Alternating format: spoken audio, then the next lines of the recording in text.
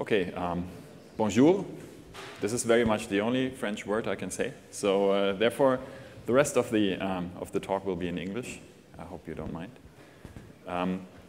We are here to talk about a project that we've built lately for a German, sorry to say, German website, or for a German company. We are Andreas Streichert and Gaylord Aulke from 100 Day Software Projects. We are a very small company from Stuttgart, Germany, specializing in trying to push the limits of PHP a little further here and there, and helping companies to bring software projects in PHP on track with consulting, architecture, and some development efforts for the first phase, and then we hand over. So we will be talking today about a project that we've recently finished, as I said. The project has something to do with weather data. The project is called weather.com. Weather.com is actually, before we started this project, it looked like this. As you can see, there is a lot of different contents on the site. There is a lot of weather data on the site and a little bit of navigation. We're not responsible for layout and design, by the way. The weather.com website is actually the most visited weather platform in Germany. This is a list of IVW, which is a German institution for measuring website traffic and website importance. And as you see, it's quite up there in the ranking of German websites. It has a lot of visitors and a lot of hits, and that was the case before we even started to work there. So our goal was not to achieve these hits, but to make sure they can be further serviced. So the challenge in this was to actually start the whole project anew, a complete rewrite of the existing software based on a new architecture. The idea was to, the old system was built on Symphony 1 and some other add-ons here and there and some plain PHP and whatever. So the point was the customer wanted to relaunch the whole page with a new base technology, and they decided for Symphony 2 as a front-end technology, and they wanted a new search engine, a new CMS. So what happened is Tomorrow Focus Technologies, a partner of ours, got the prime contract for this to develop the whole thing, and they actually contracted they had some graphics designers, some concept people, all these guys. They were contributing the CMS and the search components, but we were the ones who were asked to actually integrate all the different data into the portal. So the portal as it looks today is all delivered through our Symphony 2 application, and there are different other data sources that are queried for getting all the information in. There were some non-functional requirements which made this project quite interesting. As I said, they have a lot of visits, up to 5 million visits per hour in peak load times when there is heavy weather conditions, something like thunderstorms or something. The CMS should be loosely coupled. So they said, we don't want our software components that we built here for displaying the weather data. We don't want this to be implemented in some content management extension language or framework or something. They said we want it in a general purpose framework. We want content management, but we don't want it to be dictating our software architecture. So therefore, the loosely coupling is here. Of course, we wanted to achieve a maximum possible cache hit rate in order to respond as fast as possible and to save resources. And there should be a seamless switch over from the old system to the new system. So all URLs should be preserved, and actually, it's a different situation building a completely new website compared to relaunching one that has already a lot of users, because you actually need to scale and to perform from second one on. You don't have a ramp up phase or something like this. So that were actually the challenges. We also had a separate one that was, if possible, we should avoid using PHP sessions in order to be easier scalable and to improve more caching or to facilitate more caching. But we'll come to this a little bit more in detail later. And then, of course, we had a lot of functional requirements. There was a search. There's the display of all the maps. Who of you has ever seen wetter.com by any chance? Okay, so there are a few people here who are amongst these users. Actually, they're displaying like maps of Germany or Europe with all the weather information on top of this. And also, a quite important business case here is also the ad server integration, because they make their money, of course, from ads. And other requirements were the page structure should be completely editable in the CMS. So they want to say, okay, I want to have this block and this page on this position, and I want to put an ad here, and I want to have the weather data there, and so on, without needing to edit any PHP or templates or whatever. And then they have different user levels. One would be the anonymous user, of course, but they also have registered users and profi users who see less advertising or more detailed information and stuff like that. So these were actually the requirements. The page should look like this in the end, a little bit cleaner, from my point of view, improved layout, but that's maybe a matter of taste also. So that was actually the project that we were talking about. And we will be talking mainly about the integration part of the portal building in Symfony 2. So how was the whole thing done? From a, like a bird's eye perspective, I can say, because I'm the architect and he's the lead developer, so or one of the developers, so he's. I will be doing more like architectural point of view, and Andreas later will go more into technical details. I'm not taking too much time here. So what did we do? Is that, can that be viewed, is that visible here?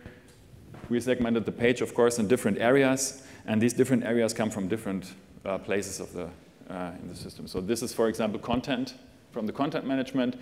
This is from our application, some text that we actually generate automatically. This is from the map server that generates all the maps. And up here, there is something that's called favorites. You can actually put your favorites locations somewhere, and then you get personalized content. And whenever you want to do caching in high scalable websites, what you want to avoid is personalized content, because you cannot cache this. So these all come from different sources. What we were first developing was kind of an architecture, of course, that allows for decoupling of the components and for a maximum caching as possible, as I said. So what we first discussed was just to use Varnish and ESI to build this page from all the different components. That was the one that came first to us, because we thought that would have least overhead and would really be a neat solution, and very geeky also, because we don't have, it seems very intelligent and so on. We tried it, but then we found out that Varnish had quite some limitations to the ESI implementation. So we decided we need some software there in front still. And this is why we put a Symfony 2 application here that we call front-end now. And this application actually assembles the pages from first data that comes from the CMS that provides the page layout and all the CMS content.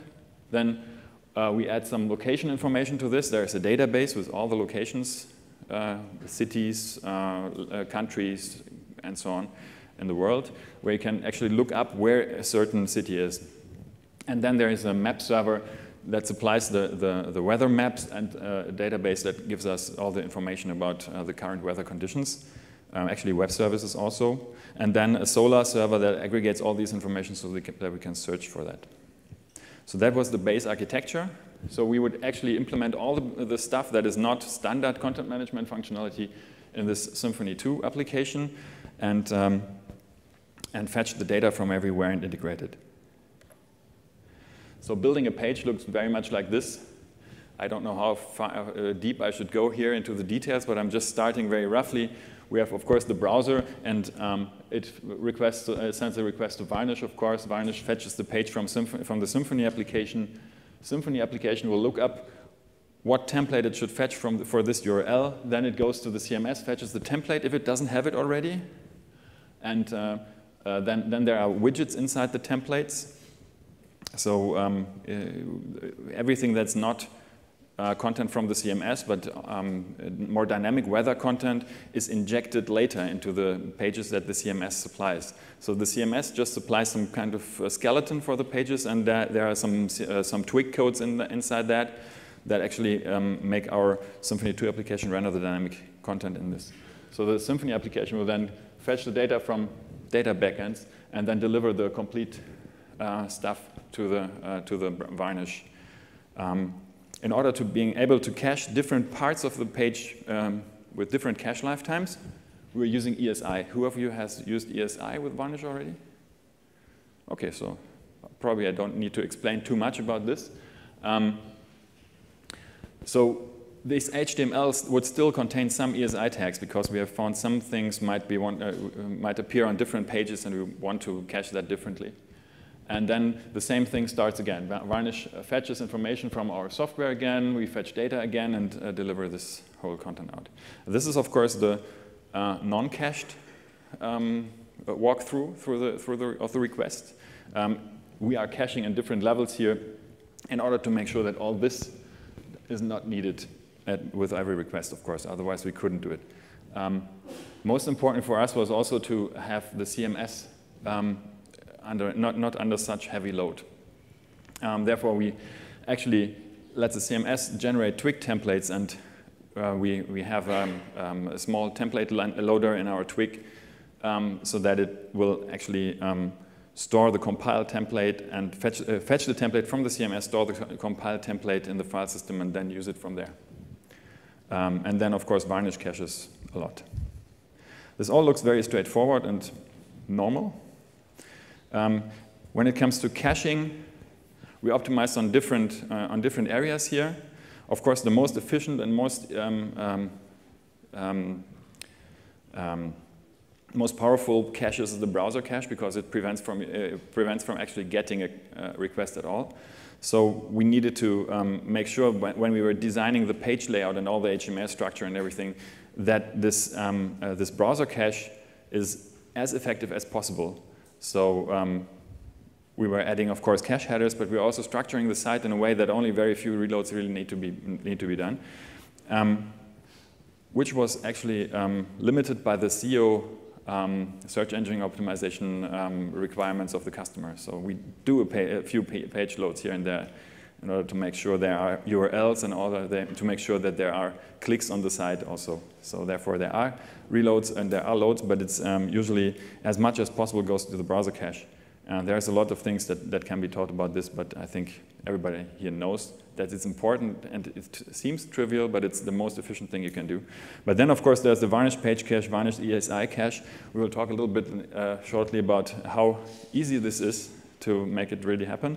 And then this twig template cache that I said before. And then, of course, the CMS has all its internal cache also and the query cache. So as you see, the pronunciation here goes to CMS because CMS was the point where we want to keep away as much as possible. We want to keep away the long tail URLs from the CMS. We just want to have the CMS render a limited number of pages, and then all the dynamic stuff should go through our application because we have this under control. We can scale this easily without license cost and all this groovy stuff. So that was basically the high-level things, the things that I can explain. But now, how it was really done. Andreas. Hello. I'm going to show you some of the components and stuff we have used from the Symfony 2 backend. And it's not, of course, not everything will be highlighted, but a few gems and a few fails, maybe. I'll show it to you. First of all, Varnish, as we have learned, is very important in this project. It wouldn't be possible to have the weather site only being used by an Nginx. There has to be a strong caching server in front of it, and we are using Varnish. And in the background, you can see the original Varnish configuration. It's a little bit blurred, so you can't really see the details, of course. But as you might guess, it's quite complex in the end. And it's all in all, it's 670 lines of VCL. This is the Varnish configuration language. If you have used Varnish and a few. Okay, and as we can see, 40% are backend configuration. This is, of course, there are quite a few backends, but as we can also see, there's quite a lot of caching logic, so remapping URLs, redirects, URL filtering, etc. There's it was quite an effort to do this varnish configuration. It took us several weeks, especially in testing. And as we have seen in one of the slides of Gaylord, session should be avoided. And what we did was we implemented some signed cookie. And so we are doing authentication directly in Varnish without having Symfony doing anything. And this is a really fine thing in Varnish, and a really dangerous one as well. You can simply inject C code in it and do nasty things. Yeah, the signed cookie, and there's also some country detection inside it. This is also a C plugin, but this was already available. The signed cookie validation has been developed by us. Furthermore, I had lots of fun with the Saint mode of Varnish. Who of you knows the Saint mode of Varnish? Okay, I guess I have to go a bit into detail then. Saint mode kicks in when the backends are failing. So the idea is, okay, I've still got some cached pages, but they are expired. But in case the backend fails, it will deliver these stale content pages. This is the basic idea behind it. However, there's some, I don't think it's really documented, at least it doesn't show up when you're Googling for it. When we did our final performance tests with Varnish, we really had strange errors, because at some point Varnish was telling us, okay, there's no backend available, even though there has special health checks in Varnish, and which were okay. But on the other hand, Varnish still said, there's no backend for it. I can't put through the request to the backend. And what Saint mode does is, if there are too many URLs failing, it marks the backend silently as dead. So what happens then is, it was still an early version. It was not error-free, and during the performance test, we simply had no backends, because some of our Symfony backend pages were still failing, because we still had some errors to do. This was quite a tricky issue we had to solve. So actually, whenever one of the backend servers throws 1 or 2 or 3 500 errors to the Varnish, Varnish would go and say, okay, this backend is obviously dead, and then it will not request anything of this anymore. And then all requests go to the others. And then if it's a systematic failure, then of course all the backends will eventually be dead.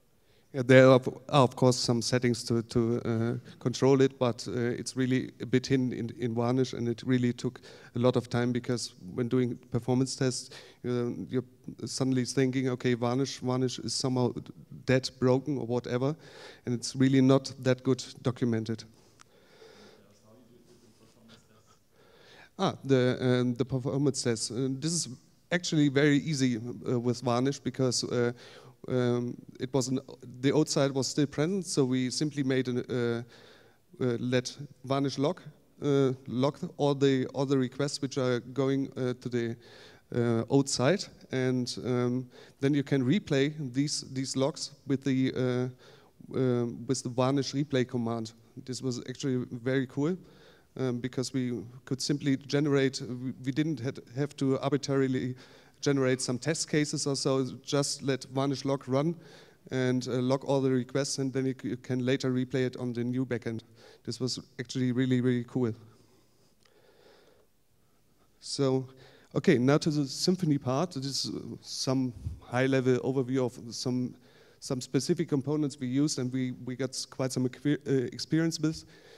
First of all, we had, of course, to implement some custom router URLs because of the CMS. There's still some content is served only from the CMS and is not only passed through by Symfony. And then we had a lot of fun with aesthetic. I will show some other slides later on. And of course, there are some static servers which are specialized in delivering static content. Twig, this was actually at least my first project with Twig. I will show you some other slides concerning this Twig. Then the user profile, which means we use the normal security bundle and the normal login mechanisms from Symfony 2, and of course caching components and event handling. So some remarks about the Symfony core. I'm not going really into detail, but I want to highlight that it's really cool to use. It makes developing applications really easy and straightforward. HTTP kernel interface may look simple because it's simply a request comes in and a response gets out, but it really helps a lot because sub-requests, as we have seen on some slides by Gaylord, when you remember the front page, there were quite some widgets, and this is just normal control actions, requests going in, response going out. It might seem simple, but it's really a great deal when developing it. Furthermore, ESI support out of the box, which is really cool. And in case you don't have a varnish in place, you can simply use the HTTP cache of Symfony and simulate an ESI compatible server. Okay, Twig. I guess as this is the SymfonyLive, I guess most of you know Twig. Here you can see. Okay, two sentences to introduce for those who don't know Twig. Twig. The logic of Twig is a bit different because you inherit templates. You have. Is there anybody who don't know Twig? Everybody knows Twig. Okay, so straightforward. So what we did was we implemented our own Twig loader. This is what you can see here. So CMS is means the main template for this specific action is fetched from the CMS, and so the CMS takes over the part of having the main page and placing all the different widgets around the page, and finally Symfony takes the page and renders it using Twig. So another one, we have static servers, as I mentioned before. The assets helper is really cool because it allows for direct support of static servers plus, which is cool as well.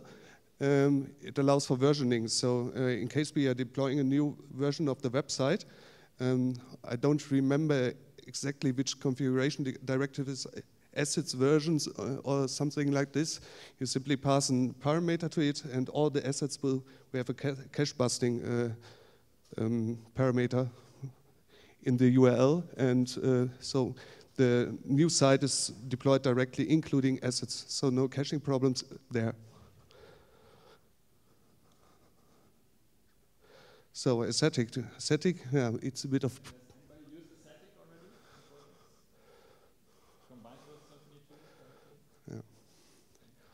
Okay, I really like the idea of static. It's really cool, and the base package can be used standalone, but this really works properly. But the integration into Symfony is really a bit problematic because we had lots of assets and lots of templates, and at some point one page rendered up to it took up to 60 seconds to render a page. And I know that the Symfony manual mentions, okay, disable the static controller and just deploy assets normally, but this is simply you can't develop like this when you're doing CSS or JavaScript stuff. This is simply not handleable to deploy assets every time you do a change. I mean, I'm not used to develop like this, and yeah, it was really problematic. And I think everybody in the project debugged at least once deep into a static why this is so, and what it does, it scans all the Twig files of your project, and this is of course very slow. Of course there are caches, etc., but as I said, it took up to 60 seconds to render a full page, and finally we found some hotfix internally in static, and this is the combine true. So if you have performance problems with the static as well, simply try combine equals true. and this should fix the most. By the way, this was only an issue in development already. It was Yeah. not an issue in production because then aesthetic actually this is generating everything and it's deployed, so then it's not a problem. But during development, if you wait 60 seconds for loading the page, of course that's not something that you want to pay. So an example what is going on there is here. This is some Twig template, what it may look like. It's of course some demo content, but it includes a lot of CSS files, and in production it should be combined into one. This is CSS, all CSS, which is mentioned above in the style sheets node. And yeah, what happens really when in standard development mode is the following. As you can see here.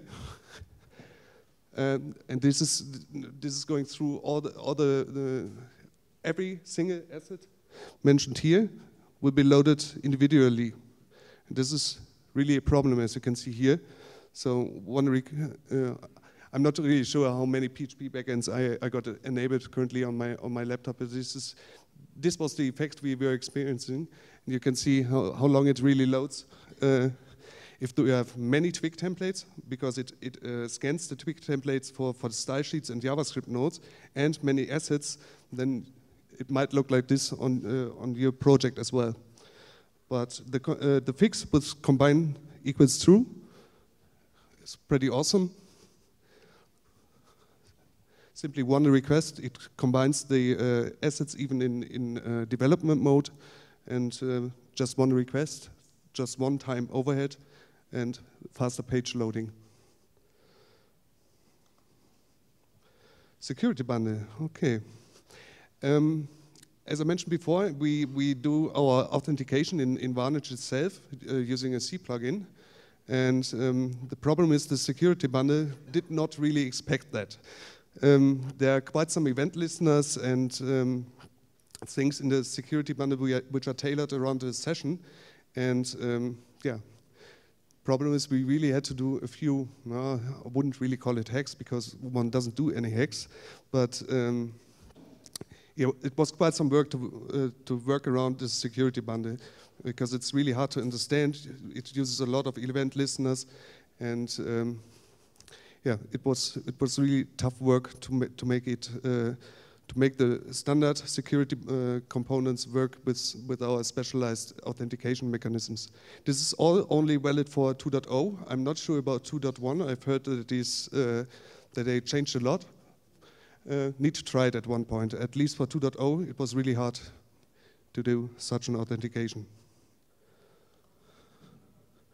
Okay, another bundle experience. Sensor Framework Extra bundle. It's really simple, but it really helps a lot because using the Sensor Framework Extra bundle, you will have these fine caching annotations, which are taken into account by Varnish automatically. So Varnish caches based on standard HTTP headers.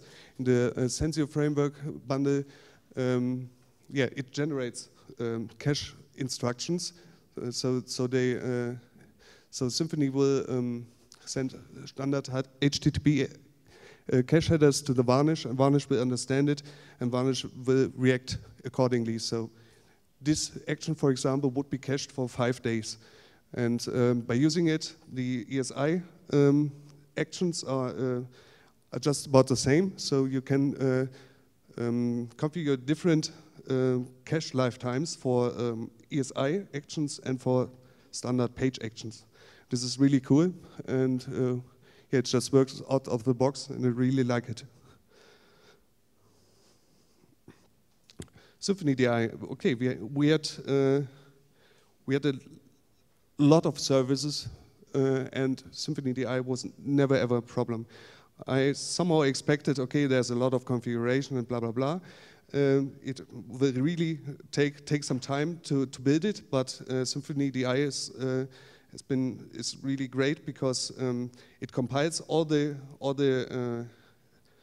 statements you do in your XML files or whatever files, and it compiles a full dependency injection container into PHP, which then gets loaded, which then gets cached by the APC, etc. So it's really not a performance problem.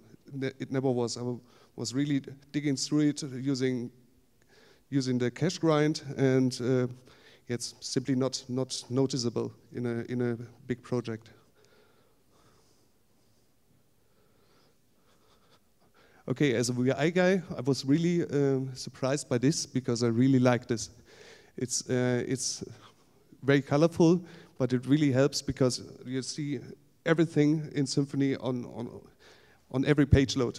You have all the debug information you need, and it's really easily extendable. We added a few other panels for our Solar, for our CMS interaction, for the map service action. It's really cool because we could see on every page load what was going on, which component was really slow in case we were doing performance tests. Sometimes it was Solar, sometimes CMS, and it really helped a lot to have this in one place under the debug toolbar, even for a VI guy.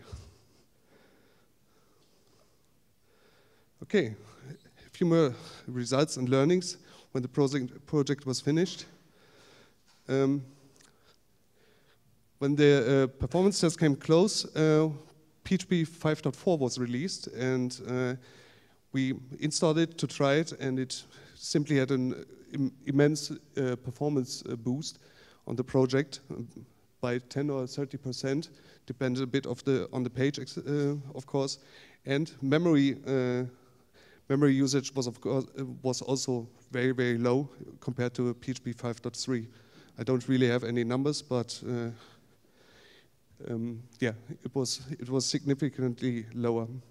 PHP FPM came also out, or went stable. The time before it was simply a patch, and that was the time PHP FPM was bundled with PHP for the first time, and it allows for graceful restarts.